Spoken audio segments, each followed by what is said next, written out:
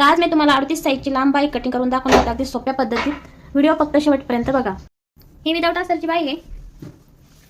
तर शिवून बाईची उंची पाहिजे 10.5 इंच. तर या ठिकाणी 1 ते 1.5 इंच आपल्याला इथं फोल्ड करण्यासाठी लागेल समोरची पट्टी आणि शिलाई मार्जिनसाठी 1 इंच लागेल. अशी 12.5 इंचची पूर्ण बाई ही कटिंग करायची. तर या ठिकाणी अगोदर मी 38 साईजची घडी टाकून घेतलेली आहे. तर ही घडी आपल्याला फक्त मोंढा गोलाईवर मोजायची आहे. ब्लाऊजची जी मोंढा गोलाई आपण मोजतो तिच्यावरती ही घडी काढायची आहे आपल्याला.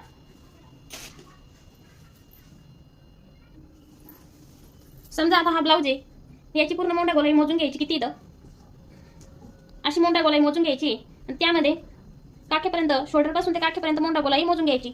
आणि ही मोंढा गोलाई हेच अंतर आपल्याला इथे टाकायचे. जितकी तितकी त्यामध्ये प्लस 2 इंच शिलाई मार्जिन ठेवायची. तर या ठिकाणी अगोदर 1.5 इंच ही पट्टीसाठी ठेवू, समोर फोल्ड करण्यासाठी.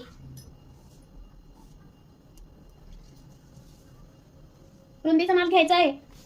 बाईच्या रुंदी आहे 13.5 इंच. 13.5 इंच इथली रुंदी आहे, जी 5 इंच पर्यंतची बाई राहते, 4.5 ते 5 इंच पर्यंतची. आणि समोरची जी रुंदी आता लॉंग बाई इथली रुंदी कमी असते, दंडगेर हा.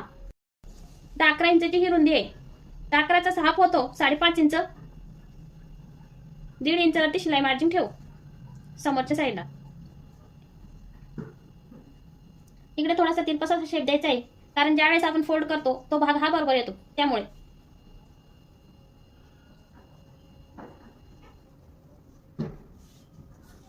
आता इथून मापून घ्यायचं आहे आपल्याला 11 इंच. 11 इंच वरती 10.5ची पूर्ण शिवून बाई आहे. 11 इंच वरती मार्क करायचं आहे. हे झालं. पुन्हा अशी लाईन ड्रॉ करून घ्यायची. इथून 4 इंच वरती लाईन ड्रॉ करून घ्यायची.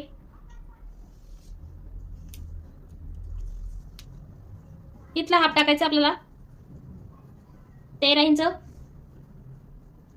13चा हाफ काढून घ्यायचा आहे. असं काढू शकता तुम्ही. या ठिकाणी इथं 2 इंच शिलाई मार्जिन हे ना मिळून द्यायचं. असं खूप सोपी पद्धत आहे. आता या ठिकाणी आपण घ्यायचंय आपली जी मोंढा गोलाई आली होती ती किती आली होती? 8 इंच. 8 इंचावरती तिरपा टेप बरोबर आपली तिथं आपण मार्क केलं तिथं आलं, थोडंसं शिल्लक झालं. हे लुजिंग मध्ये आपण लुजिंग मध्ये बाईचं माप घेतलेलं होतं, त्यामुळे. आणि हे फिटिंगचं माप आहे, मेन फिटिंगचं माप आहे मोंढा गोलाई. ठीक आहे.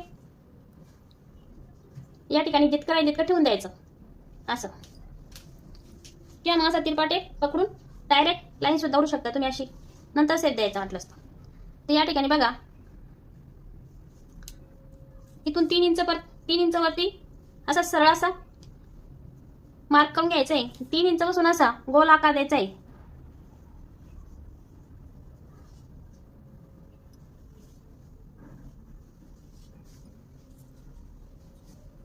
व्यवस्थित असा आकार देऊन घ्यायचा. नेक्स्ट समोरच्या बाजूने देऊन घ्यायचा आहे 1 इंच वरती. समोरचा 1 इंच वरती द्यायचा आणि मागचा सुद्धा असा 1 इंचच्या पाठीमागे द्यायचा. अशी बाई कटिंग केल्याने व्यवस्थित अशी बाई बसते. जास्त की एक्स्ट्रा कटिंग मार्किंग घ्यायचं, इथं मेजरमेंट घ्यायचं, तिथं मेजरमेंट घ्यायची आवश्यकता नाहीये. व्यवस्थित अशी फिनिशिंग सहित बाई बसती. आता मी कस्टमरची सुद्धा याच पद्धतीने ब्लाऊज शिवते. त्याची कटिंग करून घ्यायची.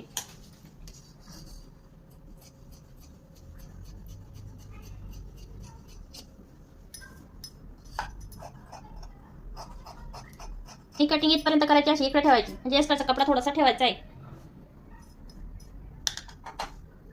पाहू शकता तुम्ही एकदम अशी परफेक्ट बाईची कटिंग झाली. आणि ज्यावेळेस आपण शिवतो त्यावेळेस ही समोरची कटिंग करून घ्यायची शिवते वेळेस. ज्यांची प्रॅक्टिस झालेली आहे त्यांना काही नाही, पण नवीन जे शिकणारे असतात त्यांची बाई जोडताना उलटी सुलटी होते, त्यामुळेही नंतर शिवते वेळेस कट करायची.